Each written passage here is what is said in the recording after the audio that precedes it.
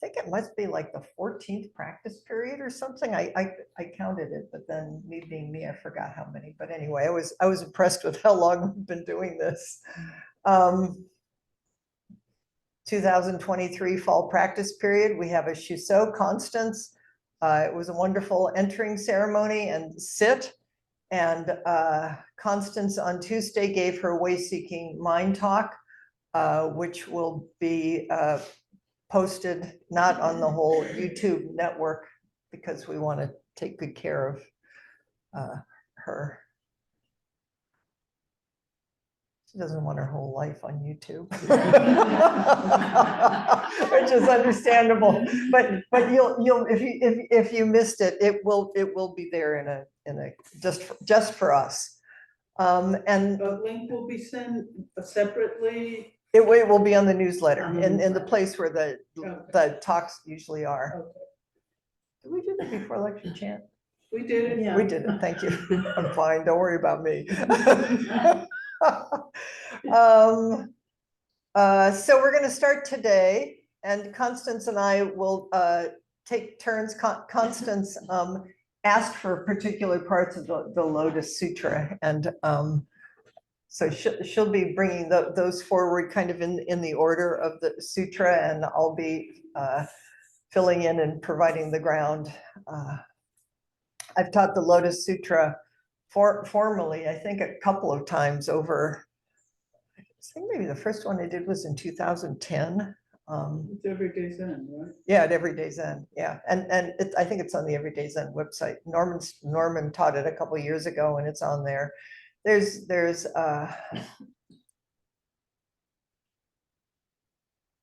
so I want to enter through chapter 1. I was thinking, I think maybe in the past, because some people don't think the Lotus Sutra is as marvelous as I do. And so I would sort of do more interpretation instead of like trusting that if I give it to you, you can enter it. So I want to do that more this time. And I'm going to do that in a minute with chapter 1, which is an amazing chapter. But let me back up a little bit. So the name, the Wonderful Dharma Lotus Flower Sutra, or the Dharma Flower Sutra. Dogen has a fascicle called something like the Dharma Flower Turning the Dharma Flower. So that's based on this. Dogen revered this sutra, and my Dharma name just happens to be Dharma Flower. So there is some synchronicity in the world here. So the lotus symbolizes the bodhisattva who is firmly rooted in the mud of the earth and flowering towards the sky. You know, it's Thich Nhat Hanh's no mud, no lotus. And the goal, if you could say that there is a goal, is not to overcome suffering, but the highest goal is joy and peace. And to bring peace and comfort and happiness to all beings. To transform the Saha world into a world of joy and peace, into a pure land of peace and love. So the Lotus Sutra really asks you to engage your imagination. And you will probably come up against places where your logical mind will say something like, give me a break. It's like, I could go this far, but I want us to be deeply engaged in our imagination and into open heart and open mind, because it's a way to see and experience the world as it truly is. Norman Fisher wrote a book called The World Could Be Otherwise, and it was the part Bodhisattva Paramitas, which are also, that Thich Nhat Hanh brings those forward at the end of his commentary on the Lotus Sutra. I want to show you the books. And he said that he wanted to name it something like The Way the World Actually Is. And the publishers, it was like, that was too much. And now I think the world could be otherwise. But it's hard to jump off in this world of suffering. How could this be Buddha's world? I mean, sometimes we get glimpses. It's like, it's a beautiful fall day. Of course it's Buddha's world. But then what do you do with the parts like what's been happening this past week and what's in the news and I mean, what it is like. And I don't think that question ever goes away. I think it's a really important question, is what is it and what are we doing and what's the appropriate response? But the Lotus Sutra actually keeps saying it's going to preach something. It's going to tell you something, and then it actually never tells you it. It never does what you keep expecting it to do, because what it wants you to do is just enter it and be it and consider that it's actually finger pointing at the moon of the way the world actually is. And then we're not so maybe disabled by the suffering of it. Instead, the suffering becomes the vehicle to wake up in it. And then there's more and more compassion and sense of interconnection and joy and peace. So we're told in the Lotus Sutra the importance of opening, showing, apprehending, and entering the Buddha knowledge, or the Buddha true Dharma eye. What is the Dharma eye? What is the Buddha eye? What is Buddha body? The entire world is Buddha's body. Not just, yeah, well, this part's Buddha's body, but let's just forget the mud part. Or maybe that mud was a little muddy, but come on. So Buddha is conveying the enlightenment, the waking up that he experienced to all of us through the Lotus Sutra, and why there's so much joy and celebration. So the sutra is a dynamic process of life right here, right now, that is always going on, and we are a part of it. It's not Buddha's enlightenment over there. It's right here. And we are all that's the amazing good. Anyway, we'll get to that. Is we're all Buddhas waking up to be Buddha. Before the Lotus Sutra, it was like, yeah, well, there are some really dedicated monks. there are some arhats, and then they're going to do it, and then and it still and it's really a beautiful tradition, and then you feed the monks and you take care of them, but it's a higher plane of vow, and that's really beautiful. I mean, then there are monks who do that, and to be around them is extraordinary. And what Buddha said, what's revealed in the Lotus Sutra is everybody's a Buddha. There have been Buddhas across time and space. It's not just Shakyamuni Buddha, and it's all of you. I mean, it kind of builds to this climax, you'll see. But that's why there's so much joy in celebrating, and also why lots of monks left. Like, I think it's in the Lotus Sutra where 500 monks walk out. Like, well, I guess it's just not the right time for you to hear this news. and then they actually do come back. We all come back. I've walked out of lots of things in my life, including Buddhist teachings. It's like, come on. Or it just didn't, it's like, what are you talking about? And so some part of me like shut down or turned away. But in some ways, it doesn't go away. You know, it's always in there, because love's always in there, and awakening's always in there. It's like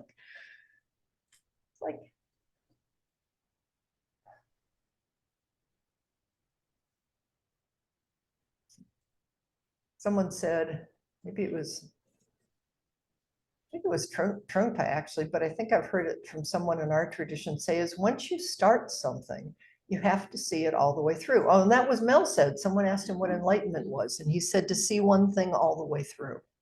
I was thinking, what is that? What did he mean? You know, but those things go in, and then they're there. So what? Because I respect Mel. Mel is a really deep practitioner. What do you mean enlightenment is to see one thing all the way through?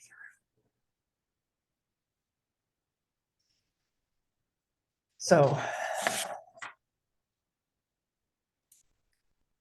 the Lotus Sutra would say, just enter, enter. It's all here. Turn and be turned by it. And then more and more, you want to work in the world to help others awaken, because you know your own suffering and you can witness others suffering. So it's an inspirational text. I read someplace that the Lotus Sutra is wait a minute, it's not coming to me right this, oh God. Where is it? It's here, I know it's here. It's going to be so simple when I actually find it. Oh, it's the gospel choir of Buddhism. I was going to say it's like going into a Baptist church, you know? I mean, it's the part of me that always thinks Zen is really great. I love the silence and the simplicity, but I also, where's the Buddha, where's the gospel church, for goodness sakes? And so this is here it is. So it's not a scholarly work. It doesn't go in through the intellect. It will tweak your intellect. There is also, it's important to say, because Constance and I have had these conversations, and to remind all of us that the Lotus Sutra, like everything, is set in the particular times and conditions of when it was taught. It was one of the first things that spit me out is, there's misogyny in here, I'm out of here. And other things along the way. It's like, sorry. But that's true of everything. I mean, just keep looking more deeply and be aware of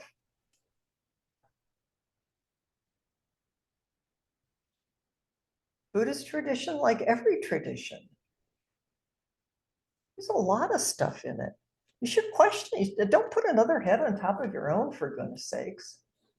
And just keep coming back. I mean, to what feels true.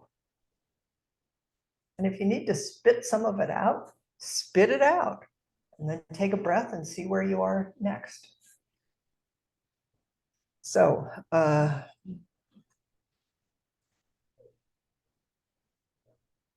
says here, it shows the emotional warm side of enlightenment, not maybe the more cold and more intellectualized or distanced. It's a cosmic drama of our own awakening.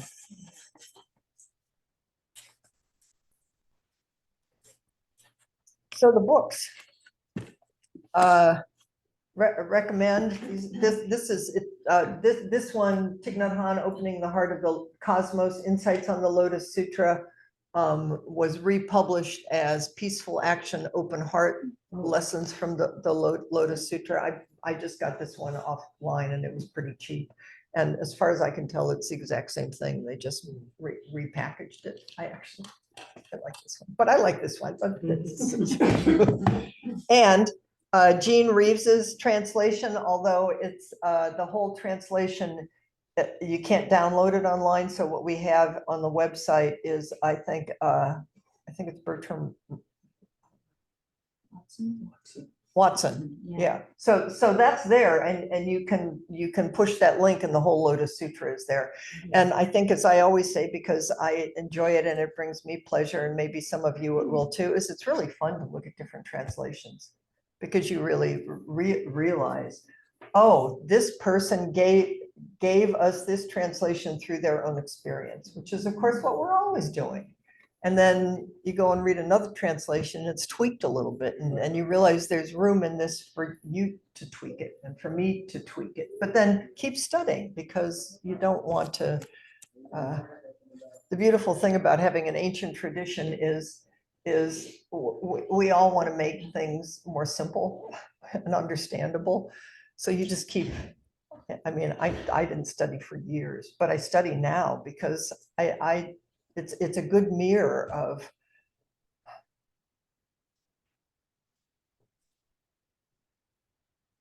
my own limitations, because it'll just keep kind of touching you on the edge. And then you read it again and it's the same thing, but it's completely different. And then you come back to it 10 years later and it's like reading Suzuki Roshi. You just keep reading them and it just keeps opening. I mean, anything deep and beautiful does that. So the Lotus Sutra introduction, translation and introduction by Jean Reeves. I'm going to read some from that today. And then stories of the Lotus Sutra, because it was so great when Constance gave her talk, her way seeking mind talk. And she told stories. We human beings are storytellers. We learn through stories, and the Lotus Sutra is full of parables. And Constance, when you can tell your own story in a way that's completely your own experience, and you touch into something universal. This is my own particular way of suffering. This is what I know in my lifetime. And you also have a sense that it's a mirror of everybody in the room and in the world, because we all have resonances with these stories. So that will be fun to bring forward, and hopefully it will bring forward your own stories. Thich Nhat Hanh frames this in a way that I really like, is that the beginning of the sutra is set in the historical dimension, which is the linear dimension, which is right here, right now. Shakyamuni Buddha, Constance says she's going to bring it forward. I think she has a timeline of her life. It's so sweet. It's like we all have these timelines, you know, and the timeline of this particular life, but we also know it's the timeline of her grandparents and before and the ancestors and before and going forward into time. It's linear time. There is linear time. You show up at a certain time. And so that's, I think, maybe the first 10. I can't remember. And it doesn't matter. I mean, except for when we get there, but for right now. And then it turns and you're in the ultimate dimension. It's like, and there's something more going on here than you think, that we all have glimpses of. I mean, that's, I think, from the time you're a child, and then you keep trying to make meaning out of it. Well, they told me, I never believed them. The stories people told, I mean, everybody tells their own story, but because the story didn't include a bigger story, I mean, that's why I'm sitting here now. Is I just knew, I always knew there was something missing. I think we all know, children intuitively know a sense of wonder and mystery and whoa. So you'll see how it turns and when it turns. And then Thich Nhat Hanh, because it's his particular way that I am really appreciating these days, is he has an action dimension, which is, okay, now what, folks? How are you going to be in this world? And what's your response in this world? And how do you bring joy and love and peace through your activity? And it will look different through each person.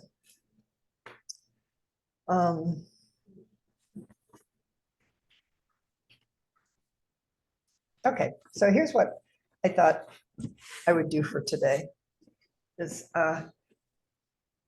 when I was a psychotherapist, I began working with children, and we're always working with children. And Santre, Dorikolf Santre, that is Jungian based, isn't just for, I mean, Santre is for everybody, but I first entered it through working with children. And I think beginner's mind, is there something, if you know what Santre is you create a little world in a little box. It's very, very particular. And the first one includes everything. That's the teaching, is whatever is in that first sand tray that the person makes is just like chapter 1.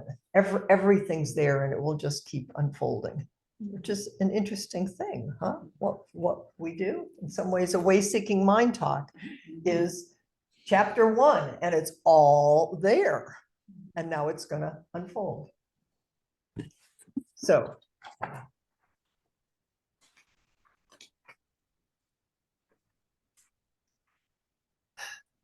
Okay, everybody, take a breath. Let your thinking minds relax. Just have a sense of wonder.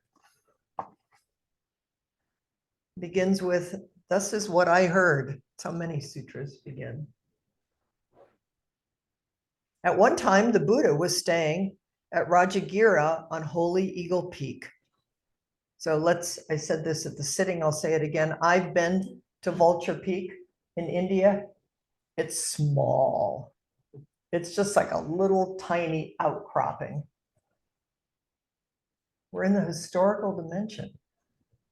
It's like one sitting in the chapel at Sebastopol Community Church. So they're all there, but you want to hear who's there on this little rock in the middle of India? Well, just listen up. You're already jumped off the edge. There were great monks, 12,000 in all, and all of them were arhats. Mahakashapa was there, and Shariputra was there, and Subhuti was there, and Ananda was there, and Rahula was there. If you know any of these names, you know these were the big dudes. They were all there. 12,000 of them on this little rock.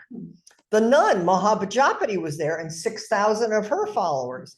And the nun, Yashodhara, the mother of Rahula, was there with her followers. You already have to let go, right? Huh? There were 80,000 bodhisattvas there too. Whoa, great ones. Okay, I'm going to tell you some of the names. I love the names of the bodhisattvas in the Lotus Sutra. It's like when you do lay ordination, if you do lay ordination, you get your Buddhist name. It's kind of your bodhisattva name. Humble faith. This is Bodhisattva, humble faith, deep river. That makes me cry. But just so she knows she's not alone. We got Manjushri, we got Regarder of the Cries of the World, Avalokiteshvara, we've got Never Resting Bodhisattva, we've got Jewel Palm Bodhisattva, Full Moon Bodhisattva, Great Power Bodhisattva, Maitreya, accumulated jewels, but there are just, how many did it say there are? A lot. 80,000. 80,000. Okay. There was also Indra, who was the king of the gods, and all of his followers, plus the children of him and all of these other kings and gods. There were 8 dragon kings. There were chimera kings. We could say queens too. This is where, excuse me, let's be real about this. Yeah, exactly. The 4 centaur queens, the 4 asura queens. I'm altering it a little bit. The 4 griffin kings and queens, and each prostrated themselves at the Buddha's feet, then withdrew and sat to one side. And at that time, the world honored one, surrounded by all of these, was given offerings. Can you imagine? Can you imagine the energy of what was happening there? Sort of like our all-day sitting on Sunday. I mean, really? And then, for the sake of everyone there, he taught the great vehicle sutra called Innumerable Meanings, the Dharma by which bodhisattvas are taught and by which bodhisattvas watch over and always keep in mind. So he teaches this great sutra that's already been taught before. And then, you're not going to believe this. If you're already not believing this, but again, enter a child's mind. I'm pretty visual. Some of you maybe aren't visual, but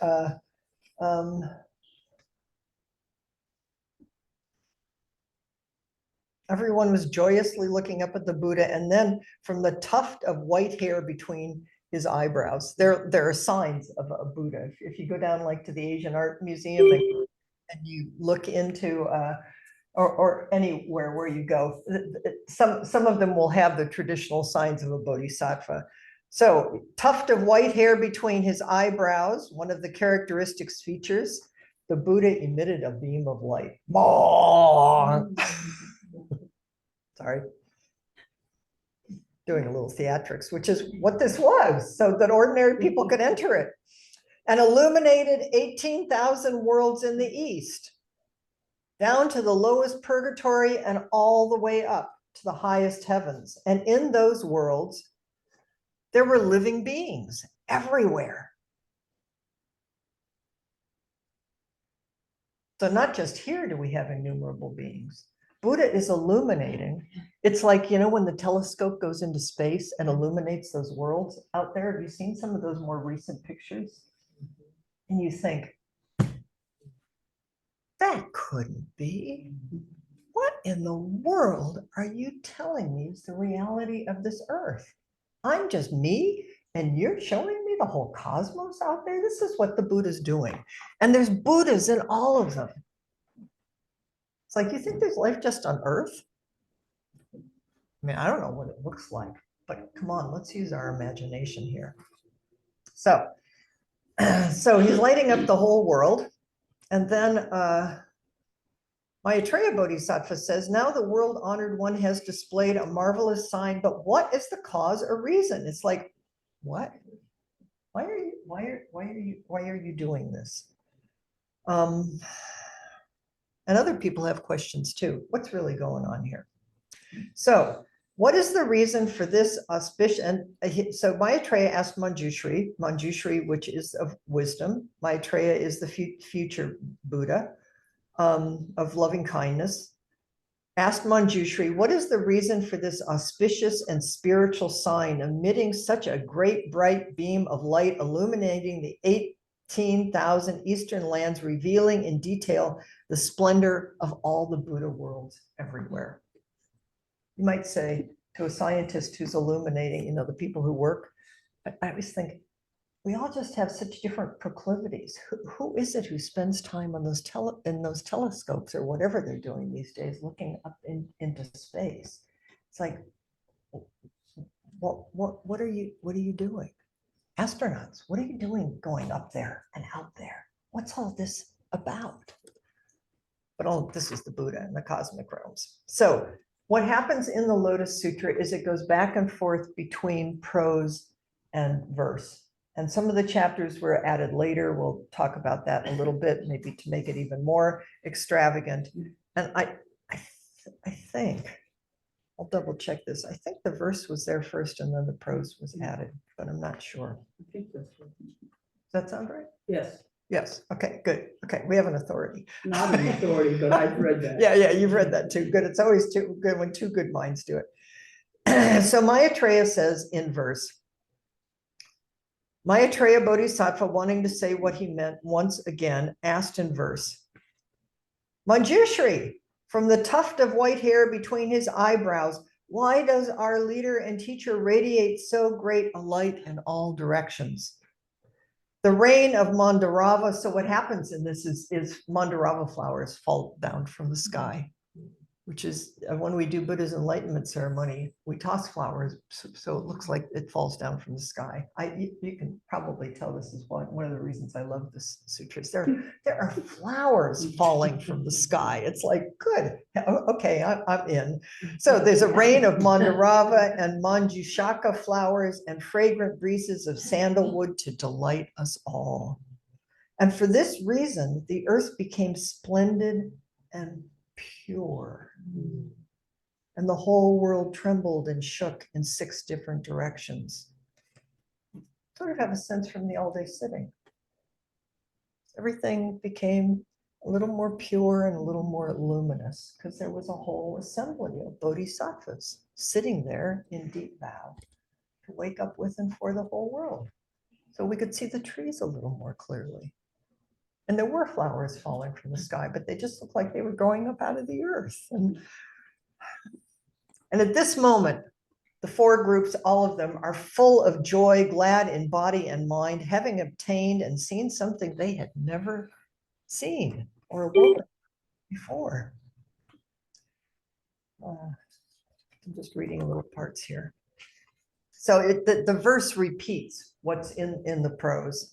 So I'm not going to do that with you, but all these worlds are illuminated.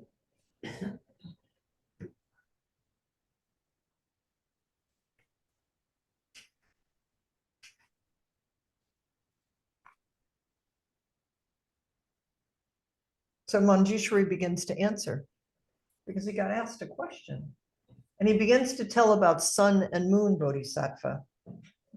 I remember that in a past age, unquantifiable, innumerable eons ago, I think the definition of, a definition of an eon is, I think if you take silk and you pass it over a rock, an eon is the amount of time that it would take for the rock to dissolve. So it's incomprehensible. Can you see where this kind of like expand your heart and brain in a world of suffering?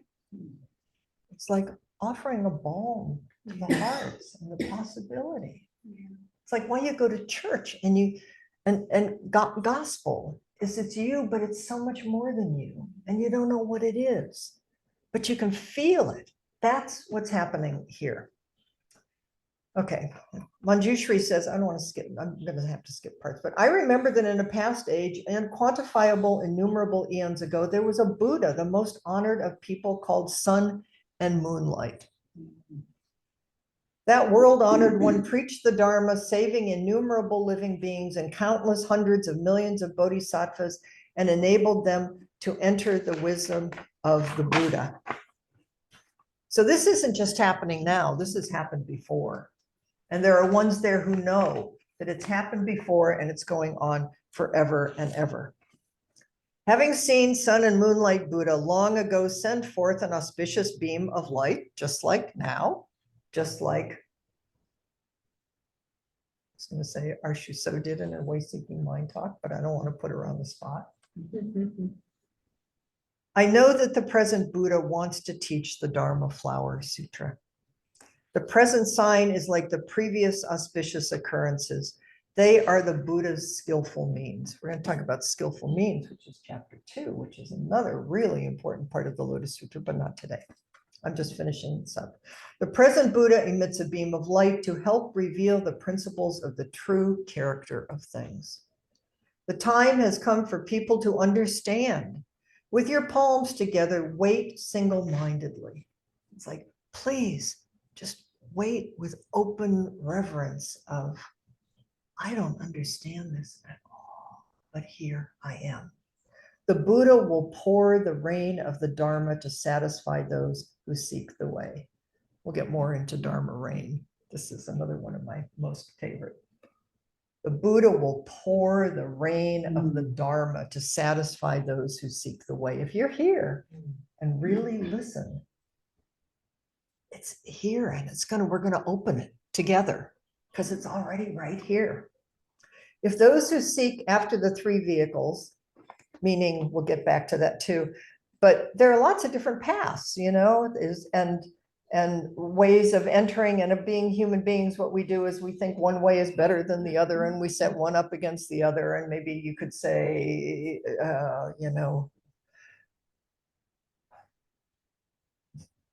you could say we do religious wars, which is in many ways what's still happening today, which is like, oh my goodness, because that's what we do. But what the Buddha's here to tell you is it's one vehicle, different forms, different skillful means, but it's all one heart.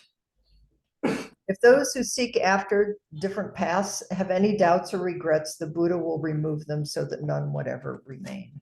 I don't have to believe this either, but maybe there is one heart. And what is it? And what's it look like? Okay, so I just, I'm sorry, but I want to say these things as we enter. In this commentary, I want to just read the subheadings just so you have a sense of his commentary, Gene Reeves, on this chapter. The Lotus Sutra is an imaginative vision. We enter into a world that's very different from our ordinary world. The Lotus Sutra is for all the living. It urges us to reach out beyond what our eyes can see and our hands can touch to understand ourselves as being significantly related to a much larger universe. And it's everybody. There's lay people and bodhisattvas and kings and queens and ordinary, it's just everybody. The Buddha's going to teach the great Dharma, share the Dharma, This represents an interesting mix of emotional and intellectual practices. I mean, for me, this was like, Zen could seem a little, I mean, I love the koans, and now I can make them emotional and intellectual, but this was like an entry gate into a more emotional way of practice that resonated for me, and I hope will touch you a little bit. Heavenly flowers rain down. It's rewarding to hear it, and one of the ways in which there is equality among all of the congregations is the flowers rain on everybody, everybody, everybody. I say this because we forget. I forget all the time. No, excuse me, they're raining on me, or they're not raining on me, or I wish they would rain on me more. I thought, you know, I mean, it's just, this is what we do. It's about the whole world. The Buddha's light lights up all the worlds. It's four-dimensional. I don't, it says here, I don't think it's four-dimensional. In our chants, it goes, all Buddha's 10 directions, 3 times, all beings, bodhisattvas, no, all 10 directions 3 times. It's like, what is 10 directions 3 times? It's like above, below, all around, inner, outer. It's all already luminous, and it's illuminating it. The worlds of the Dharma, the imaginative stories are used for the practical purpose of transforming the minds and hearts and lives of the hearers or readers of the sutra. And it's not just this heavenly world, but the everyday actions of the people in this world that illuminate it. You'll see. It's why, in a sense, the unmentioned main focus throughout the stories, throughout the Lotus Sutra, is the hearer or the reader of them. The whole point is you and all the beings and all the worlds. This is meant for you. It's meant for everybody. We would do well to ask oneself where we fit into the story. Please ask over and over again. And then, just to finish, and maybe just have questions. In effect, the first chapter is a warning. You know, warnings that they put on now, like sensitive content.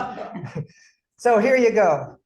A warning that you are entering an imaginative territory, a world that could change your life. Warning, warning, warning. And that such a change in you can be significant for the entire cosmos. It means it. I mean it. The world of the imagination can be a frightening and even dangerous place precisely because it invites us into a world that is new and unfamiliar and therefore difficult to understand. Human beings don't necessarily like this stuff. Study the heart and mind. It's okay. You get scared. You just, it's like, take a breath. That's too weird. Take a breath. It's okay. Don't put another head on top of your own. It may place demands on us by assuring us that we can be and do much more than we ever believed possible. It may place demands on us by assuring us that we can be and do much more than we ever believed possible. Yet if we respond to it in joy, our entry into this transformative world can be very rewarding.